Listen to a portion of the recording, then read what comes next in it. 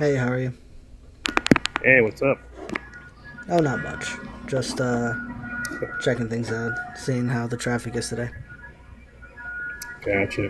Well, hey, I wanted to mention I did talk to, I wonder, was it a couple days ago in Justin W's live, and I actually asked him about your, the comment you had posted to him, what, a week or two ago, and Right.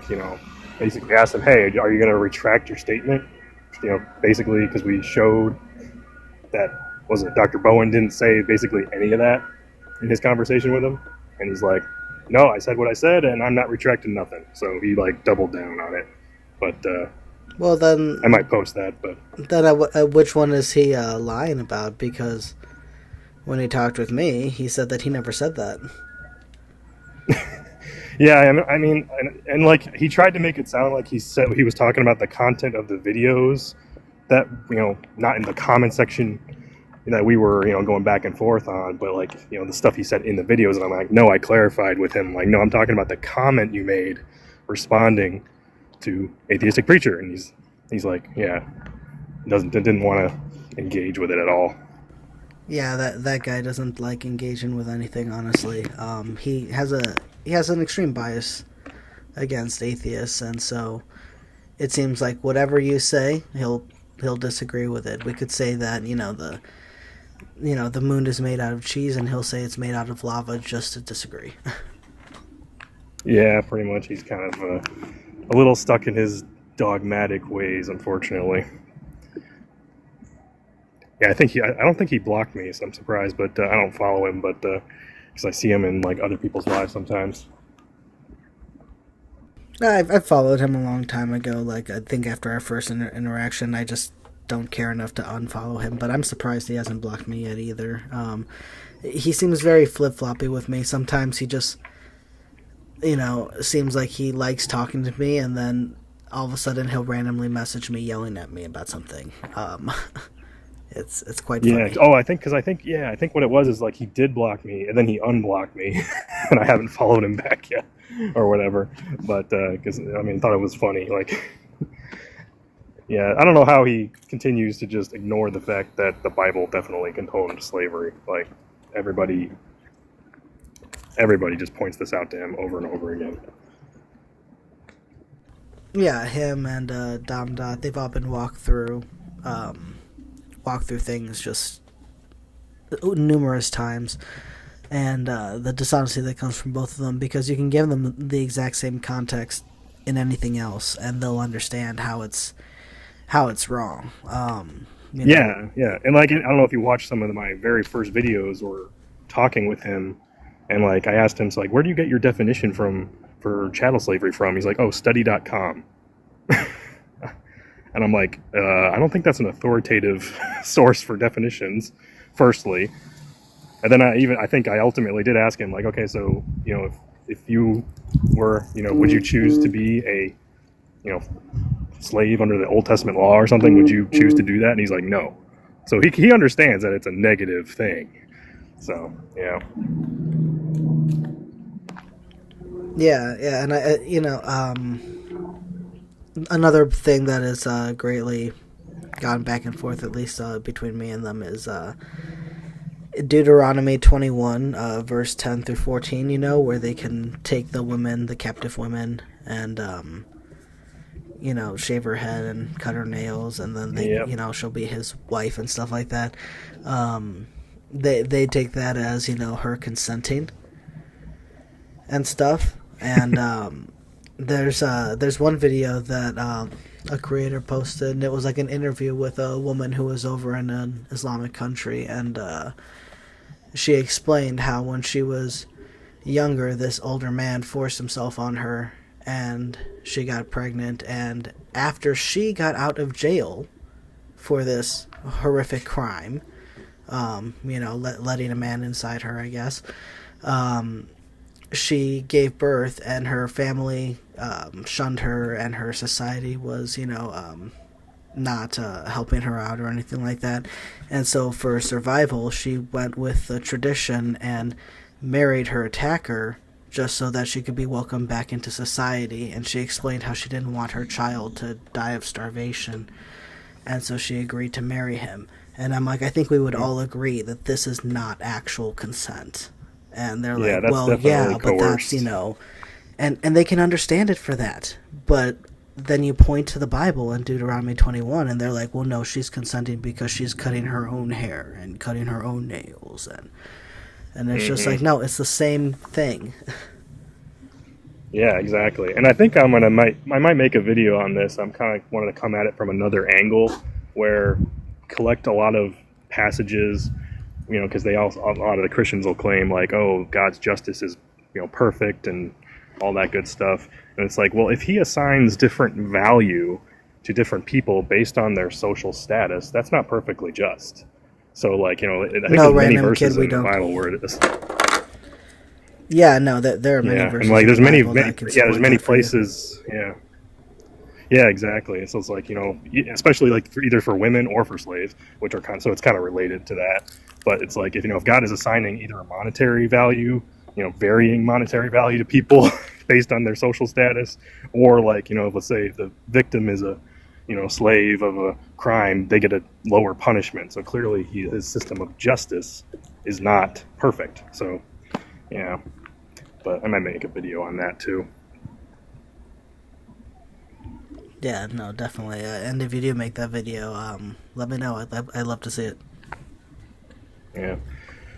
But yeah, I know I heard you talking about the Shroud of Turin. I love the guy on here. What is it? Mr. Oakdale Curtis. Yeah, he goes on here I think with he his was one of the talk. first few people that I talked to when I first started being on here, and I was like, all right. And I listened to his thing once. I looked up the stuff he sent me, and I'm like, none of this gets us there. And then we talked about it again, and I'm like, none of this gets us to.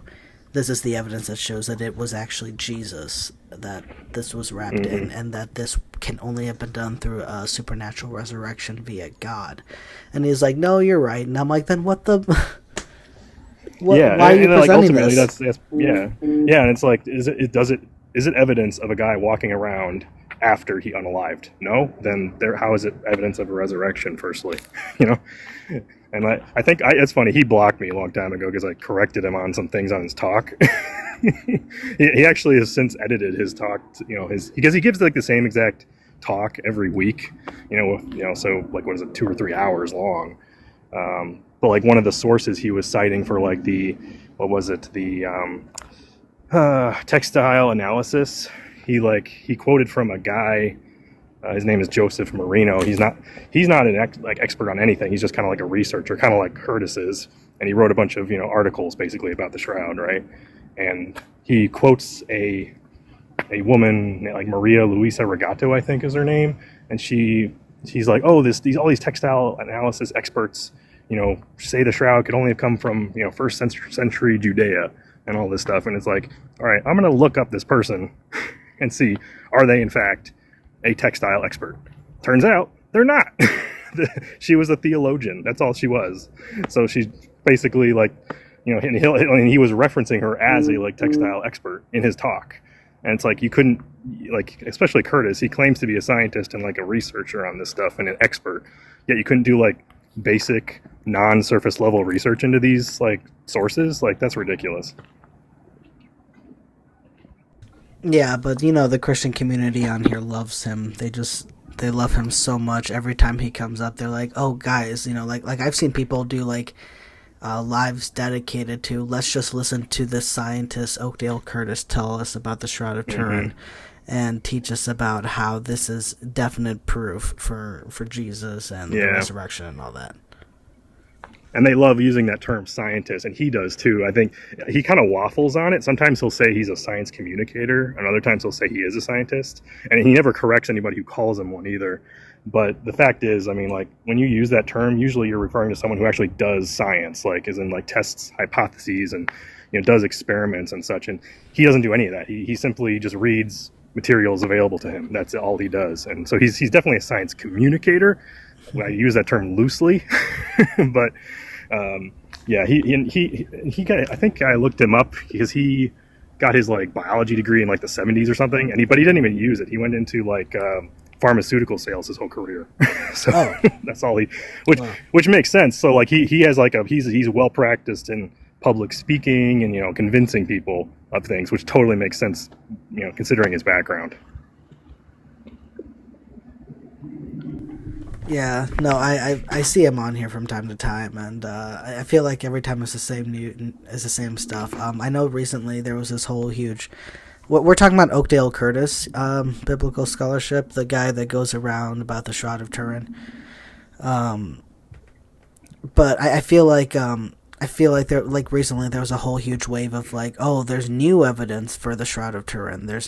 They just discovered stuff within the past couple of months, and so I sat there and I listened, and I'm like, everything that they're saying is exactly like what they've been saying this whole time. Nothing is new. Nothing is helpful to get us to this belong to Jesus. So, but Yeah, and he likes to reference like the newest methods of dating the shroud. It was like, oh, like wide angle X-ray spectroscopy is showing the shroud to be of the 1st century and all this stuff. And like if you look into it and look at the papers, the problem is like when you think compared to like carbon dating, for example, every dating method has to have a calibration curve with like lots and lots of data points, right?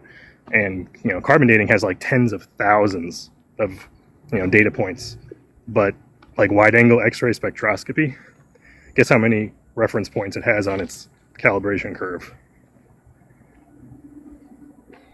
Like 8 total. So they're just like extrapolating something with a super tiny sample size and calling it oh, this is definitely showing that it's from the 1st century, which is just laughable. yeah, I just don't see the Shroud of Turin to be convincing evidence for the resurrection. Hey, Adam, how are you? I'm okay. How you doing? I'm doing all right. Are you you a an Christian or a atheist, Bible or- believer? I'm an atheist. You're atheist? All right, yes. So am I. So is Bubbles. Yeah, but I'm gonna drop because I got to get going. But I'll catch you later. Sure. Have a great day. Yeah, have a good one. Did you used to be a Christian? Yeah. What about you? Yeah, a couple of years ago, I was like Christian almost my whole life. I suffered some from it, but not as compared like others, way worse. But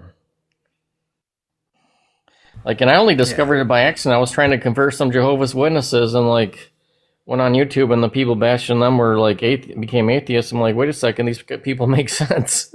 I'm like, what the heck? Yeah, no, it was an accident for me as well. I went ahead and I was looking for more like Christian content to dive myself into while I was, reading the scriptures and stuff. And I came across this guy who used to be a Pentecostal pastor, and then he became an atheist, and I was like, whoa, that's not possible. And I listened to his story, and I listened to some of the people he talked to, and I'm like, wow, they're making some sense here. They're asking some good questions. Like, do you think we should have churches? Atheists? Yeah. Nah. You don't think so? Nah. I think the closest that you could get to is like the organized foundations like the atheist community of Austin and stuff like that. But at the same time, they're so free also in what you can do. If you're a part of them, you can go, you can leave, and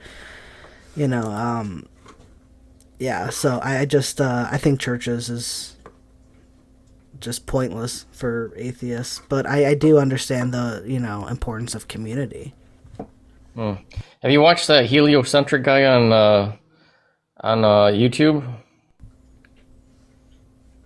Is that the guy that goes around, the atheist that goes around to churches? Yeah. Yeah. He was recently on I don't know if it was recently, but he did a video with Mindshift, Brandon over on Mindshift, and I like both of them. Both of them are really good to listen to.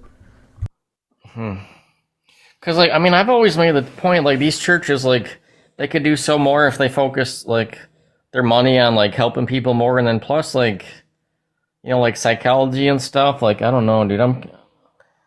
there's a few kind of, they're called humanists and stuff, but, I feel like we need to do something to compete, or take down Christianity, like give people that experience or more missionary work or something, because, I think Christianity hurts people. Yeah, overall, I think that, I think the intention behind most Christians today is to do good, but I see it as more harmful than good because the good that comes from it, you don't need Christianity in order to do it, but the bad that comes from it, it's its own special kind of harm. Were you a Pentecostal? So that's a good question. We didn't really have much of a denomination in my family, but if I had to label it, I'd say we were some mix of Pentecostal and Baptist. That might have helped you. At least you had the mix. Like, Well, it was the worst kinds. It was it was like the NIFB type of pastors, and like Steven Anderson, and the God wants all certain types of people to unalive, and oh my God. Giving very hellfire and brimstone type of sermons, lots of screaming, lots of yelling from the pulpit, saying lots of very harsh things to women, to children, to individuals who are struggling with addictions and stuff. But then but also you can speak in tongues. Oh my God. Yeah. Wow. Oh my God, dude. That's almost gives me trauma just thinking about it. Jeez. Wow. Yeah, I'm just glad, What I mean, about you? there Did were you some do things a kind of Baptist, or were you an evangelical? What were you? Orthodox, and I went to a Catholic school too, so I was, but my grandfather was a Protestant reverend, but my family were kind of I was pretty much all just Orthodox, but. No, I went to a Christian school growing up. It was I would say kind of like a mix of evangelical and Calvinism. Hmm. I don't know the Catholic Church, we had to dress up every day and go to mass every day. It's at the time, it wasn't a huge deal, because I believed in God then, but looking back, dude, I mean, I equate it to being abused. I consider it abuse. I probably would have rather been abused by the Catholic priest than what I went through, because with that situation, I can at least fight back. You have a solid chance, or I could even go after him today. Well, you can't really oh, you scam me, Father. You can't really do no. I mean, I think I might go protest though, protest at the church on Easter and stuff. But No, I get that, because when you're a kid, you don't know, especially when you're being told hey, these are the adults you're supposed to trust, and they're supposed to be your teachers and stuff. You're supposed to listen to them, and yes. to grow up and realize that reality is not actually that way. It does. It feels like it feels like a extreme violation, and whether it was intentional or not, and the harm has been done.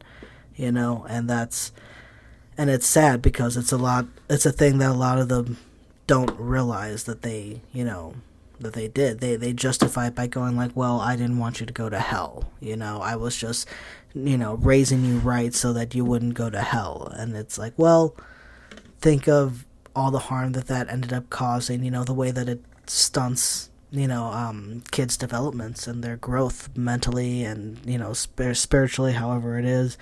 I think being a part of a Christian school, it was advertised, oh, it's going to be so great because they're a year or two ahead of, public schools, the math, the sciences, great, which was true, but everything else was sprinkled with so much God and indoctrination and Bible, and, having to go to Bible class, having to go to chapel, and having to do prayers every single class, and, having a very Christian, version of history and science fed to us and stuff, and then going out into the real world and then realizing I am actually extremely far behind than the rest of my peers, because I didn't know what Chernobyl was when I got out of high school and stuff. I was watching the HBO documentary series with my friend, and I was whoa, what is this? And he's oh, because, you didn't know that this happened? I'm no, never heard of it before, ever. But I remember hearing about how the Pilgrims and the Indians prayed to Jesus together and at the Thanksgiving dinner. Oh my goodness! Oh my goodness! Wow! Wow! So yeah, I think just an example like that alone shows shows an abusive side to it, whether it was intentional or not. It is intentionally making it so that these kids grow up and go out into the world extremely unprepared for it, and for engaging with other people of different beliefs, of different understandings, different knowledges, and just even just have a basic understanding of how the world works. Like my main contention, like I mean, I think everybody should be atheists, but like I want people to do your research. Like, I mean, obviously you've done your research. Go look at the proofs for the existence of God. Like, go do your own research. But like, when you go to these, like, I went to church like every single Sunday for years, like literally like it'd be a gospel reading. And it's like, dude, you almost have like, because the Orthodox and Catholics, like it's the same gospels over and over again. So like, I swear I almost memorized like all the gospels, and like, as an atheist, I could go to my church, go for a whole year and not really like hear anything that would give me a clue it's I mean, obviously I know it's BS, but I mean, there's only like the whole year, like there was one scripture, I think, where Jesus says the Father is greater than they might have mentioned that, but I mean, it's easy to glance over with. And do they like, especially the slavery thing? Like I think I only knew about the slavery thing like recently when I was like researching the Jehovah's Witnesses. Like they never tell us about slavery. Like the Bible supports slavery. Like, oh my God. I'm like, I mean, that's one thing I thought. I'm like, well, at least I'm not an African American, because then I'd be even more mad. Like, oh, you guys use this religion to enslave my ancestors, and now I'm a member. Like, well, the worst part is like engaging with African Americans today that justify it by saying, well, my ancestors needed to be judged by God, and this is how God judges. And it's like, wow, oh my goodness. That indoctrination especially is extremely harmful to not just the individual, but the individual's outlook on their entire culture. And you gotta like look at them like wanting reparations. Boy, you guys should be getting reparations from your churches and the Catholic Church. Like, I don't know. That's ridiculous. And the Catholic Church, I think they did it, like the Pope kind of supported, like they gave authorization to do the slavery. It's like, what the hell? Yeah, the early Christians were very much for slavery, and a lot of the leaders of the church and stuff even had slaves, or at the very least, just were like, well, if you have them, treat them nice, and that was like the nicest position that we got in the early church for quite a while, which I'm of the position that if you are enslaving someone, by definition, you cannot be nice to them. You are oppressing them actively. And then like Christians, Christians ended slavery, but like if you go back and look at the early America, dude, it was like one little sect. Like I don't know if it was the Puritans or one little sect. Like finally like started preaching against them, and then I think the other sects kind of woke up like, hey, maybe we should treat these people as like humans. Like, dude, it's like ridiculous, man. I can't believe I ever believe this stuff. Yeah, I get that as well, and I hear quite constantly like, oh, like once you read it, it'll all become clear, and it's like, really? Because I've read it quite a few times, and I feel like every time I read it more, the more I'm like, wow, how did I ever believe such ridiculousness? Like, I mean, that is one of the methods of indoctrination I kind of picked up on, like, when you like, I've been on these lives waiting for my chance to talk, and like that's one thing they'll do when they're in their little cult groups on here, and like, oh, you just got to read the Bible more and more, do prayer, like, pushing them to psychosis, dude. Like, and like, it's like we need more reality, and like some of them, it's like, I know, like they get a hit up, like, oh, they think they're good people, but they're not being a good people, and dude, it's so sad. Like this one girl, like they're like, she's like missing her boyfriend or something. They're like, oh, go to church, even though like, oh, just go to church. Like probably told her like 10 times, like go to church. Like nobody even like I've sent her a message like, do you still love your boyfriend? Like, do you miss, like nobody even cared about the person. They're like, oh, go to your therapy session at church and get your indoctrination. That's all you need is church, God, God, God. Like who cares about your family and friends and relationships? All you need is God. It's like, wow. And not that the church would be helpful either, because and I'm not saying this is every church, but we know the history of church quieting down abuse or certain situations, or keeping women in certain relationships because they feel like, well, this is a good man of God, so you just gotta be patient with him, and that can snowball into lots of other things. I'm sure you've heard of quite recently, a few days ago, Pastor John MacArthur died. Did you hear that? No. Well, lots of people are like, "Oh man, what a loss!" Great man of God, and lots of other people are like, "Nah, what a piece of shit." I'm one of the people that say, "What a piece of shit," because John MacArthur is the pastor who shamed a woman from his own congregation in front of everyone because she had the nerve to call the police on her abusive husband, the guy that was the guy who was abusing her and sexually abusing their children. She called the police on him because she reported it to the church, and the church did nothing about it except offer a few counseling sessions where they told her to submit to her husband. Oh my God. And then after the police took him away, they sent people from the church to her so that they could try to convince her to say, hey, let's babysit your kids for a while. Why don't you go to the police station, drop the charges against your husband, take him home, and reconcile? Jeez. So, when people say, well, you just need to go to your church. You just need to go to your church and your pastor will tell you what to do, or your pastor will give you the answers. Being like, no, because the pastor's just a man, and sometimes they're fucking evil. Yeah. Especially look at certain faiths, like the Jehovah's Witnesses, and especially man, I don't know how many people they've helped unalive. I would guess 100 or maybe even hundreds. I would guess at least 100 people they've helped unalive themselves. Jeez. Yeah, I'm still sold. I think Christianity does help some people, but I don't know. I'm still sold on the atheist church thing because, I think we need to do something to help people. People need help. Especially in this day and age, people are so messed up. I have female friends. They can't even talk. Seriously, can't even have a conversation. It's what is wrong with you people? And even this one guy friend I know, he has trouble. It's they can only talk for a few minutes. Oh, I gotta go. Why? What do you have to do? It's so weird, dude.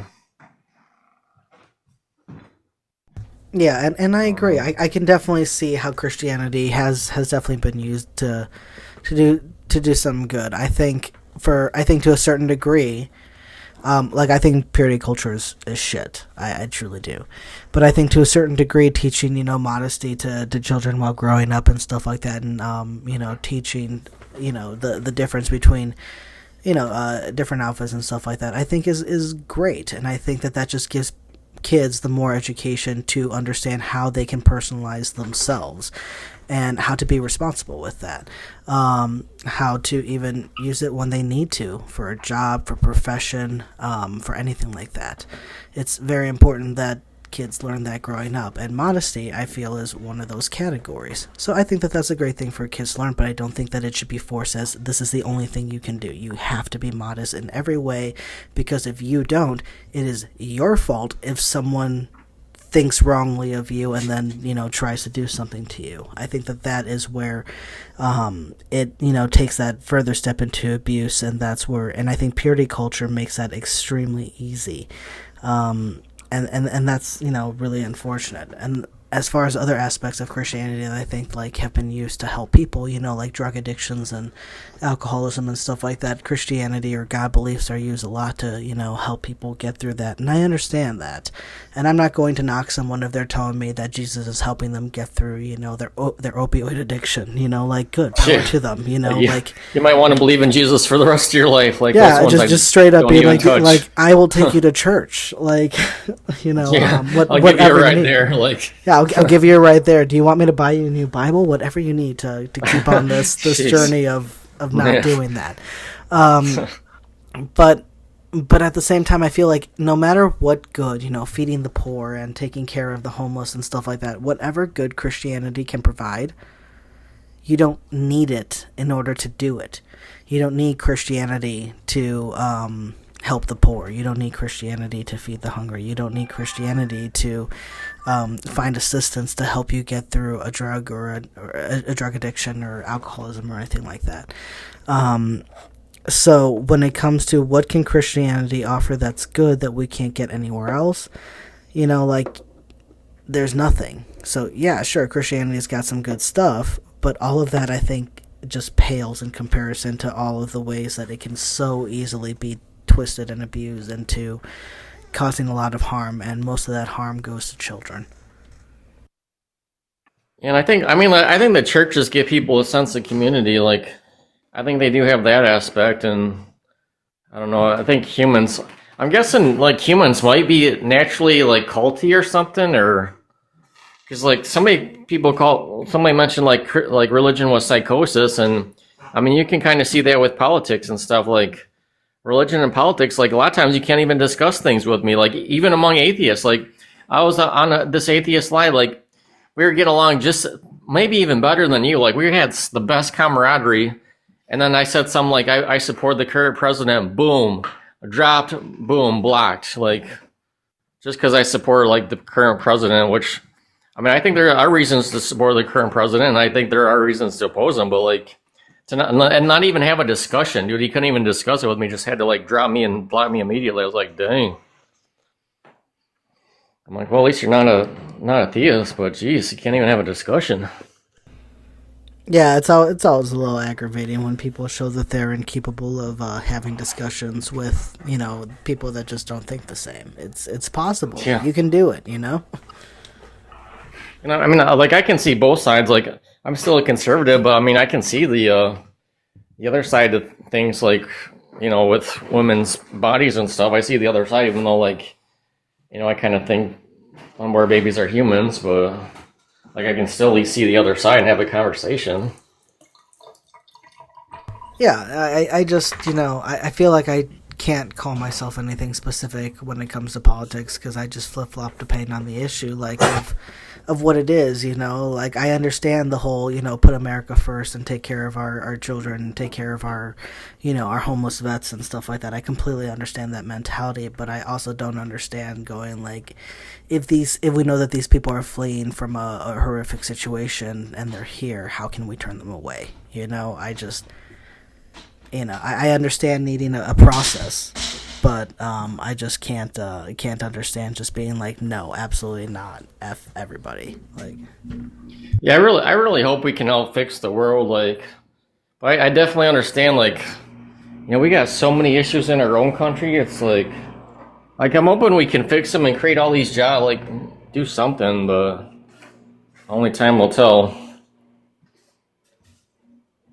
Like, I mean, it does put pressure on other countries. Like, dude, Canada's feeling the pressure, and like they really needed it to make a change. So, like, I mean, it's gonna suck. Like, I mean, people in China are really suffering, and I think people in Canada are gonna suffer. But I think we did need some real change in the world. So hopefully, it works out for the better.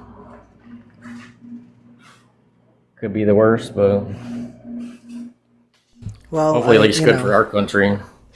Well, I guess I'll just pray for us all. Yeah, but I mean, like, I made the point. Like, sometimes you run into feminists or misogynists and stuff. I'm like, I mean, really, like, our main focus needs to be on ourselves and the people around us. Like, I mean, you can only do much about society, and like, but there are stuff like, I know I've made tons of mistakes. Like, the old nice guys finish last. You got to be real careful who you're nice to, and it's nice to people that I probably shouldn't have been so nice to, but live and learn. I just always take the position of, the whole everyone gets that one chance, the fool me once, fool me twice thing of, you never know. There are people that everyone says is an asshole, but they're super nice to you. They're just, I don't know, for some reason they're just great to you.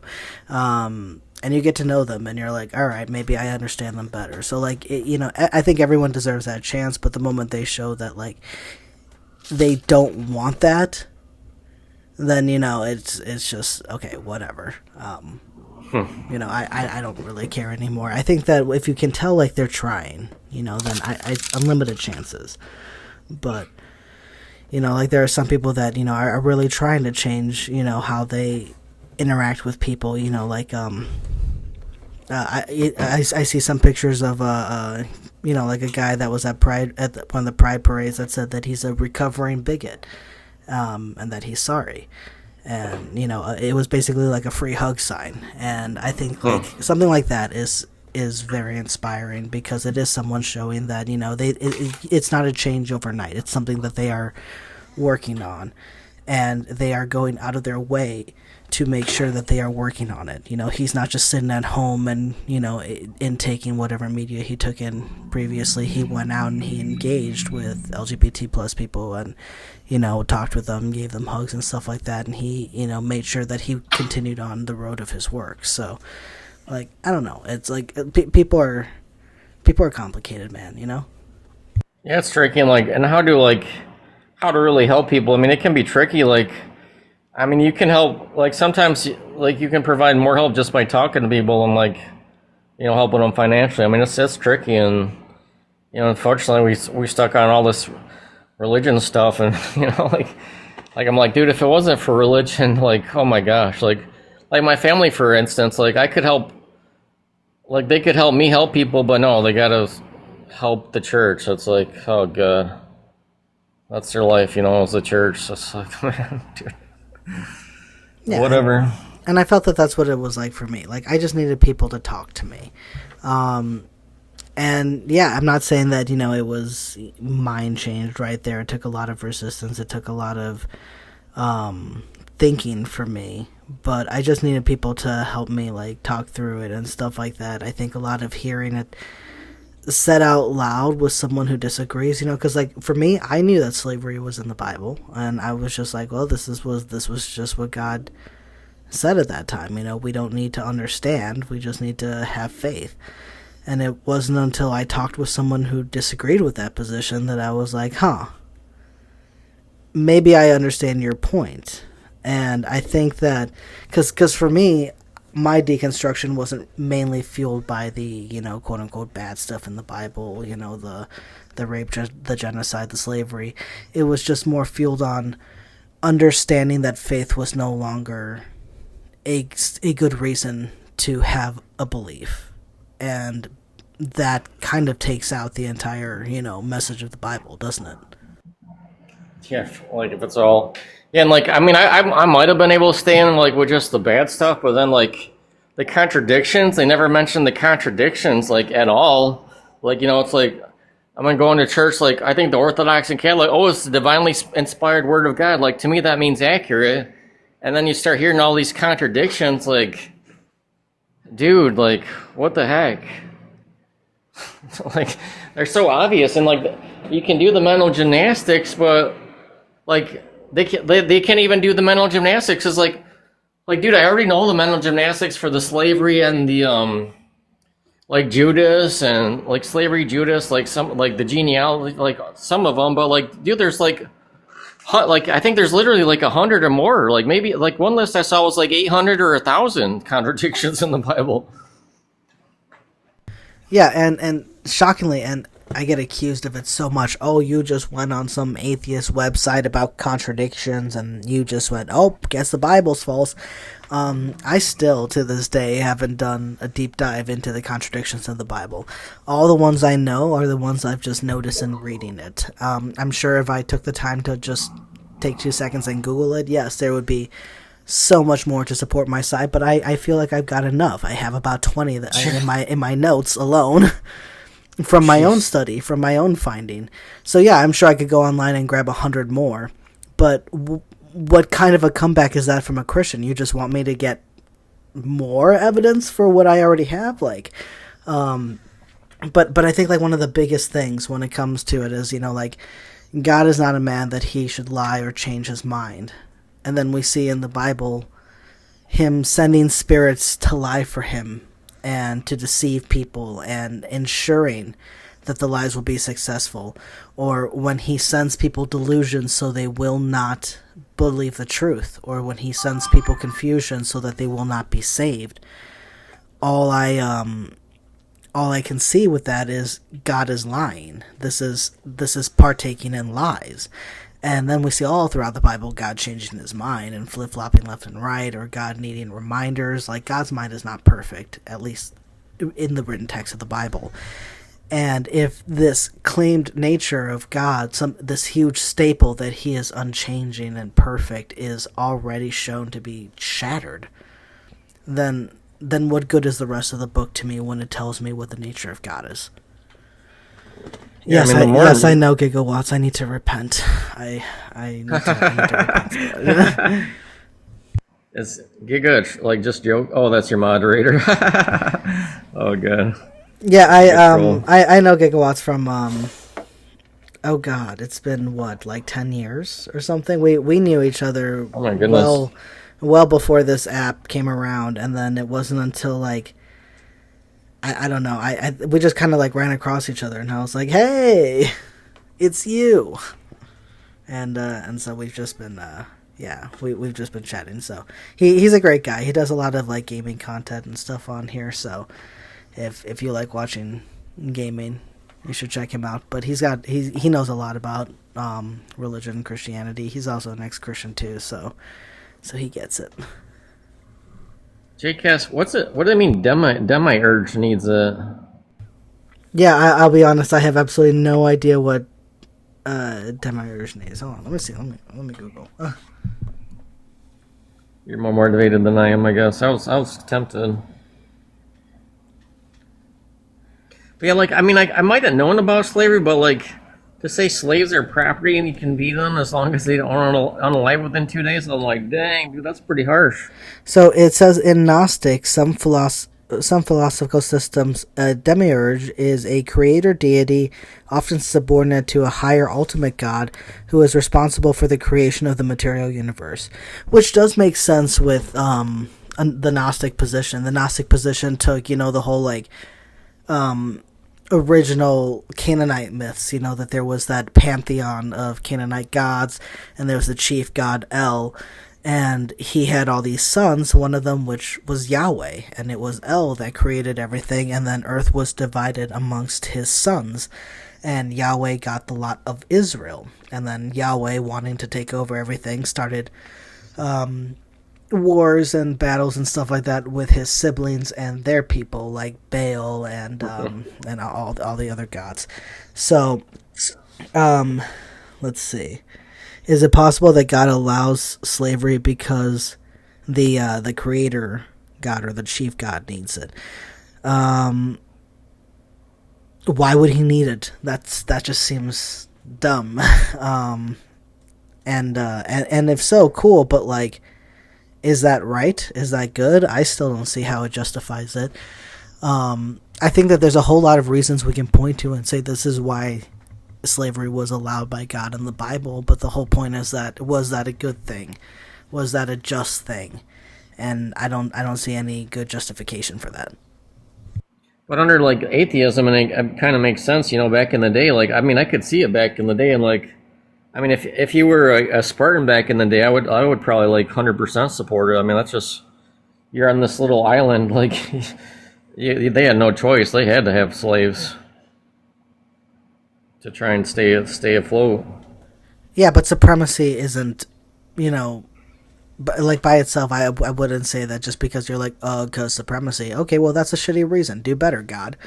And sure, if he doesn't care. And if he just wants to, be like, well, I'm bigger, I'm stronger, and I can do whatever, cool, then he can be the big thug in the sky that bullies us. But, again, that does nothing to make what he's doing right. Let's see, what's more important, the sacrifice of Jesus or what he taught while he was here?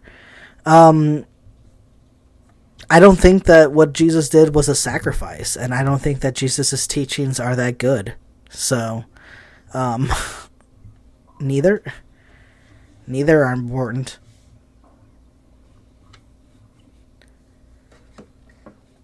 Who do you think Jesus was? Yeah, I am perfectly fine with granting that Jesus was a real person that existed, and in some way was a version of an apocalyptic preacher. He went around and he truly believed that he was keeping the laws accurately, even though he did, twist some of the laws himself and change some of them. He did it in a sense of this mindset that he had a deeper meaning.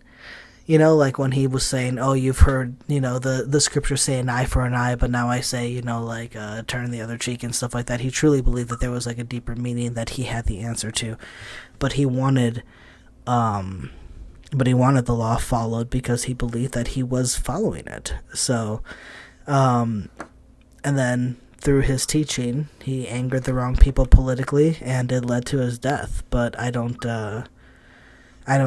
I haven't seen any validating evidence from history to support that he was actually buried or, most importantly, rose again. So, have you watched like Bart Ehrman, How Jesus Became God on YouTube? I have not yet. I know it's a book. It's on my Audible list. I just have. Yeah, I would just watch the video because you can do 2x on the video. I think people have told me about the book, but like the videos, I think it's just fine. Like I'm never gonna read his books, I don't think. But like he made some good points. I don't like at first I was thinking Bart Ehrman makes the point that he was like Jesus was a rebel leader, but I guess there's some historian and like the historian was making the point like hang on.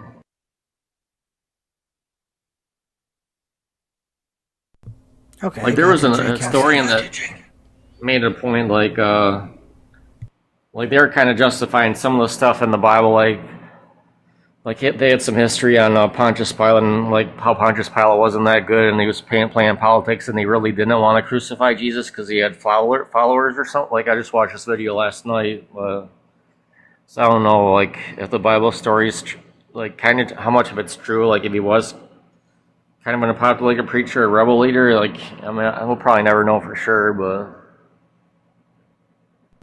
Yeah, and that's why I don't say it as a definite. This is what I'll grant. This is what I'm, saying. Like, okay, it's most likely, at least from what I've seen, but it could be possible that I'm wrong. As far and the people that do take the position that Jesus did not exist, I don't think that I've got solid enough evidence to be like, yes, this man definitely did exist. I'm not going to fight either position, but as far as my own personal stance, I'm fine granting it. I think he did exist as a man. I just don't think he was a god. Yeah, it's kind of like probably the most influential person in history. Like we don't even know the truth about. Well, he's only influential because of what other people said about him. And, yeah. Oh, gosh, let's see, what was it? That was some Christian that was yelling at me about that, and he was like, "Oh, can you name anyone else who was as influential as Jesus, or even came close?" And I was like, "Influential in what way?" And he's like, "That like infecting the whole world." And I was like, "I don't know, like Michael Jackson." And this guy laughed at me, and I looked it up afterwards, and it Google does say the most influential individual is Jesus, and it does say the second one is Michael Jackson. So oh wow. Huh. I just thought that was funny. I don't know, I was just like, yeah, I could see like people everywhere in the world knowing who Michael Jackson is, but yeah, surprisingly that's I was right on that. I just thought that was funny, but apparently they're not going to say that Michael Jackson should be listened to in every way or should be followed, but Jesus, someone that we don't know anything about. That's the guy to follow. I would like to know, like curiosity's sake, but probably never know on that one. I would guess he really was crucified, but I mean, I think there are some I don't know how credible it is, but some people theorize there could have been multiple Jesuses, and these stories walking around and just get combined and mythologies especially if you're a church what spreads the best story, the ones with the best stories, so they're gonna naturally gravitate to the more embellished stories. No, same thing with this day and age too. Yeah, no, exactly. All right, Adam. Well, thank you for your time. I gotta get going. I gotta get some stuff ready for the repair guy that's about to show up. So Oh, nice. thank Good you for luck. being here. Hopefully it doesn't cost too much. Yeah, well, it's actually a family friend, I guess, who's helping us out. So hopefully we'll get a little bit of a discount. So Family and friend discount. Good. All right, good luck. yeah, all right, thanks. I appreciate it. All right, take